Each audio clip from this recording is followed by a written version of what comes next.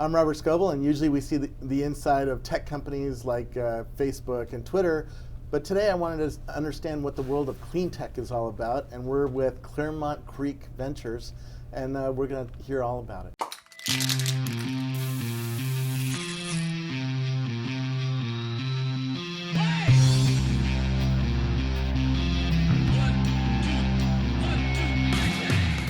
Who are you? My name is Nat Goldhaber, and I'm a venture capitalist, early stage venture capital, and my particular specialty is in early stage clean tech companies. We do also, in our fund, we also do some early stage healthcare companies. And I have a long background in clean tech, or at least a distant background in clean tech. I briefly was the acting Secretary of Energy of Pennsylvania during the 3 Mile Island accident. Wow. Tell me about that, because So it was a friend of mine named Bill Scranton got elected lieutenant governor of Pennsylvania, and he said, why don't you come back and be my chief of staff? So I went back to Pennsylvania, and they noticed that they didn't have a Secretary of Energy. It was actually called the director of the Governor's Energy Council, and he said, what do you know about energy? And I said, well, I used to read the whole Earth catalog about all the windmills, and he said, perfect, you're Secretary of Energy. And I went and ran that organization for about 8 months. I had actually planned to do it for less time than that, but then the 3 Mile Island accident happened. Nuclear power, even in the most disastrous of all accidents in the United States, actually didn't do anything negative whatsoever. There was no negative effects from the very small amount of radiation leakage that occurred at 3 Mile Island. So I'm a believer in nuclear power as a fairly important alternative energy source. In a world in which we're now starting to believe that carbon dioxide is having such a dangerous effect on the environment. But you know, strangely enough, very little has changed since 1979, 1980 in energy. Windmill blades are better. The ways in which utilities acquire renewable energy have changed. Legislatures are pushing renewable energy. We're worried about carbon dioxide, but all in all, it's surprisingly similar to 1979, 1980. And so it feels real comfortable working in that area. Yeah. Where are we right now? So this is one of our startup companies, which really follows the pattern that Claremont Creek likes to take.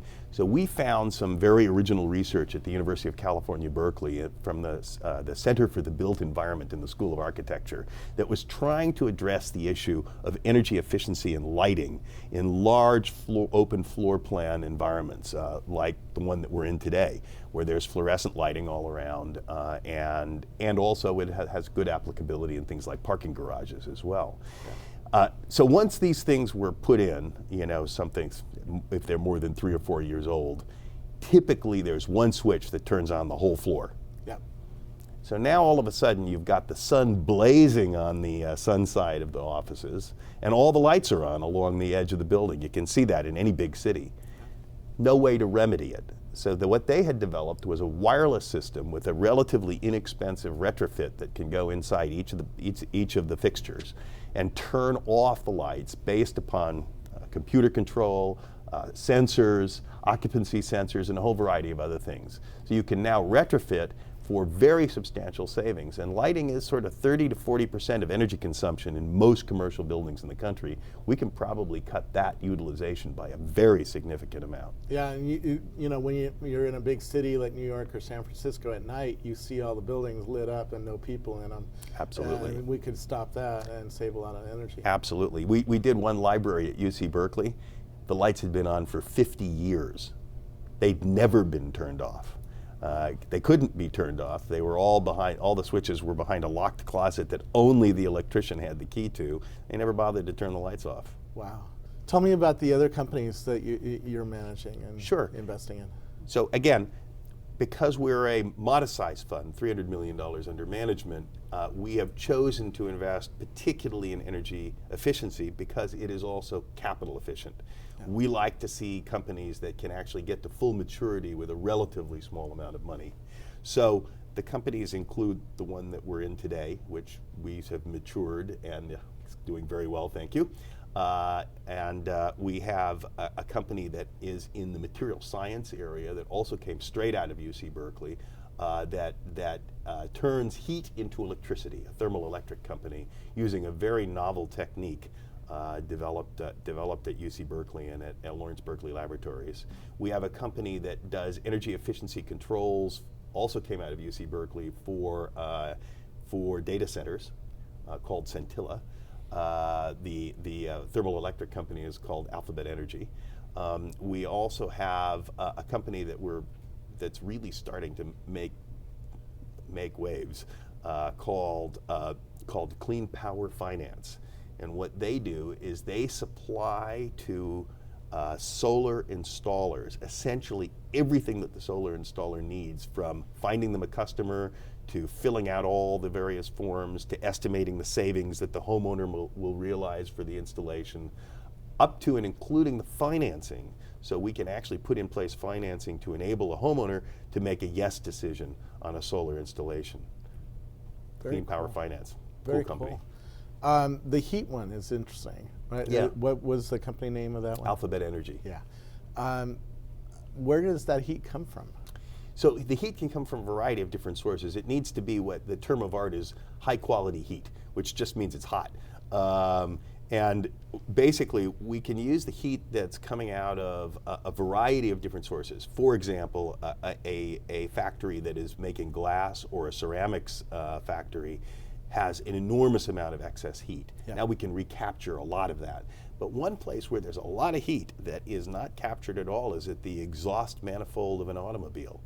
We can actually put in a system that allows you to recapture a substantial portion of that waste heat and then cycle it back, particularly in a hybrid, right into the batteries, extending the range of a hybrid vehicle by a substantial amount. So that's a great company, really interesting. Wow. A lot of these companies have different business models than, let's say, a Twitter or a Facebook. What does that mean to the VC world, and do you like that better than the consumer internet, or is it just different? Or tell me what your thoughts are on that. So I'll make a confession. I used to think that I was kind of a master of the universe of consumer interest back in the 1990s. I started a company back then that was one of the early internet companies, called CyberGold. And we did okay with that company, but as time went on, I discovered that I no longer get it.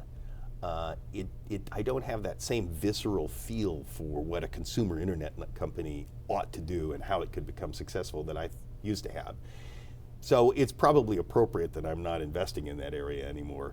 That said, there are lots of things in common and lots of things that are different, I think, between clean tech investing and internet investing.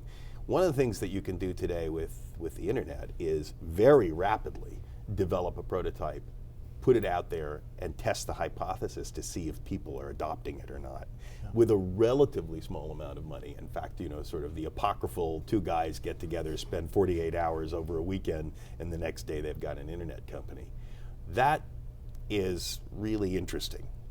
And it affords the opportunity for the kind of angel style investing that's become fairly common now in that area, because a small amount of money thrown at it, you figure out whether the company is going to work or not, and then you pile the money on later on. Yep. Clean tech investing is much more like the old sort of traditional roll your sleeves up, develop a product. There's real technologies. There are technologies involved. There's certainly real stuff in the internet too. I'm not belittling it at all. It's just that I don't get it. And I do get clean tech, I think. Time will tell. Yeah. And so what we do is we try to really roll our sleeves up, work with the entrepreneurs, mature the technology, find the right team, bring them in, and then start to put in the substantial amount of money. One of the things that distinguishes us, I think, from a lot of other VCs that are investing in this area is that we are really very early stage. So we'll go in when we see a technology that attracts us and put in a relatively small amount of money, work with the entrepreneur to get it. $1 million? Or? Yeah, $500,000 to $1 million. Get it to a stage where it has really demonstrated the technology and it's time to start to bring on the mature management team if they don't have one. Some of them do. And then go out and raise a full A round with other investors. We call that our life cycle venturing program, and we do that fairly often. Yeah.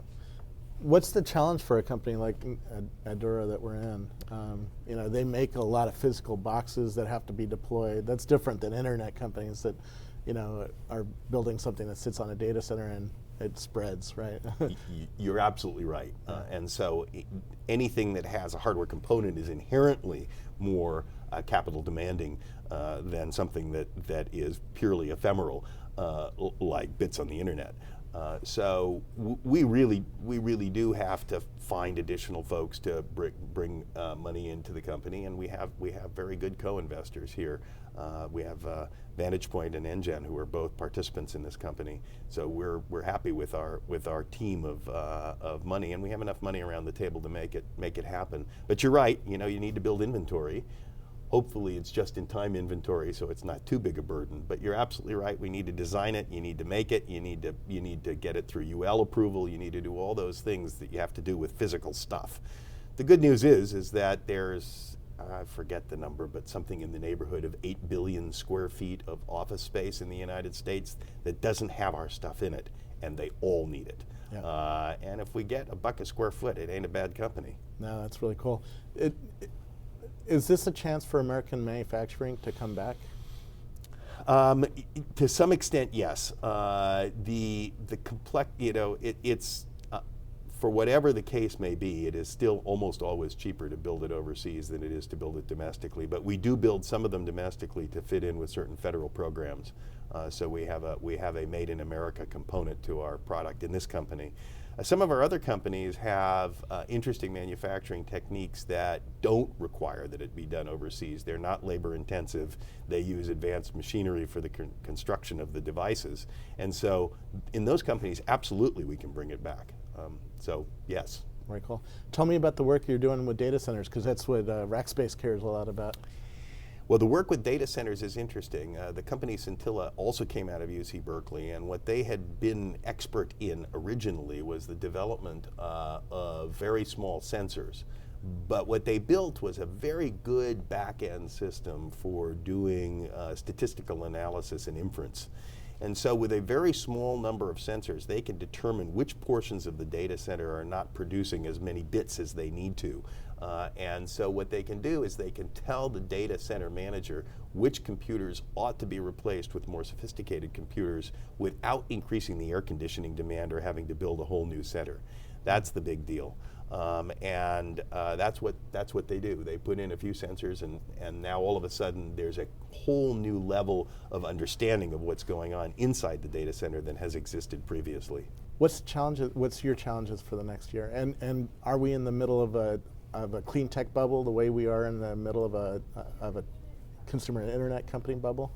No, I don't think we're nearly the same level of bubble that consumer internet is in. I mean, I think you get a few wild successes as you've had in consumer internet, and a whole lot of people get attracted to participate in those businesses. I don't think we've seen that same phenomenon occur yet in clean tech, particularly the early stage clean tech that we do. So valuations still remain rational. And we're able to participate at the stage that we'd like to participate in those early stage companies. Challenges over the next year, what's the government doing? A lot of this stuff is supported by government grants, government subsidies. What's going to happen? We don't have any clue whether there's going to be carbon taxes. We have no clue whether all of the subsidies for energy conservation are going to continue. There's no sort of 10-year plan that the government needs to have in order for people like us and companies to be able to understand their path forward. So I think the challenge is to figure out what's going on in Washington and to capitalize on it appropriately. That's a good way to end. Where do we find you on the internet? www.claremontcreek.com. And are you on Twitter? I am on Twitter. I'm Nat Goldhaber. I'm at Nat Goldhaber on Twitter. Very cool. Thank you so much. My pleasure. Thanks.